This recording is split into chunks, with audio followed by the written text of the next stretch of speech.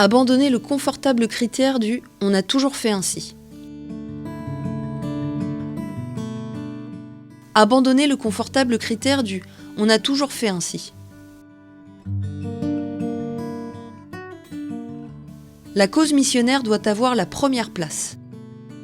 Que se passerait-il si nous prenions réellement au sérieux ces paroles ? Nous reconnaîtrions simplement que l'action missionnaire est le modèle de toute tâche de l'Église. Si nous fonctionnons de façon vraiment missionnaire, il faut abandonner le confortable critère du « on a toujours fait ainsi ». L'obsession d'être comme les autres.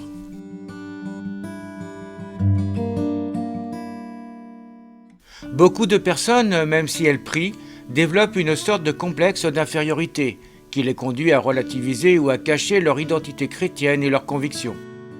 Elles finissent par étouffer la joie de la mission par une espèce d'obsession pour être comme tous les autres. La psychologie de la tombe, qui transforme peu à peu les chrétiens en momies de musée, se développe. Une des plus sérieuses tentations, la peur de l'échec. Dans la situation actuelle de la société, certains chrétiens ne voient que ruine et calamité.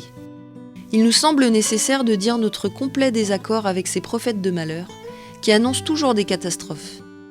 Ne nous laissons pas voler l'enthousiasme missionnaire.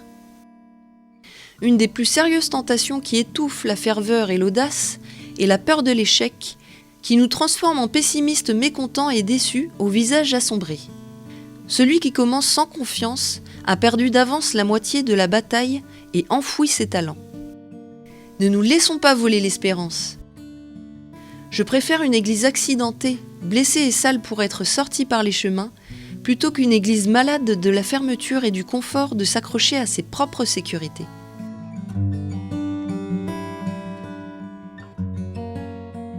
La crainte nous paralyse trop.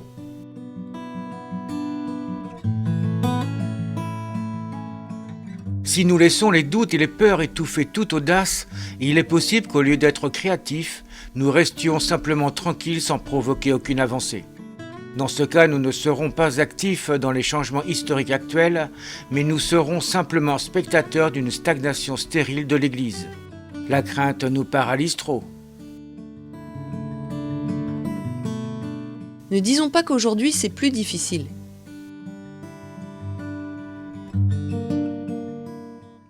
Il est salutaire de se souvenir des premiers chrétiens et de tant de frères au cours de l'histoire qui furent remplis de joie, pleins de courage, infatigables dans l'annonce. Attention, nous devons prendre conscience que les circonstances de l'Empire romain n'étaient pas favorables à l'annonce de l'Évangile, ni à la lutte pour la justice, ni à la défense de la dignité humaine. Ne disons pas qu'aujourd'hui c'est plus difficile, c'est différent. La culture du bien-être nous anesthésie. Presque sans nous en apercevoir, nous devenons incapables d'éprouver de la compassion devant le cri de douleur des autres. Leur prêter attention ne nous intéresse pas. La culture du bien-être nous anesthésie. Nous perdons notre calme si le marché offre quelque chose que nous n'avons pas encore acheté. Tandis que toutes ces vies brisées, par manque de possibilités, nous semblent un simple spectacle, qui ne nous trouble d'aucune façon. La joie devant une mission exigeante.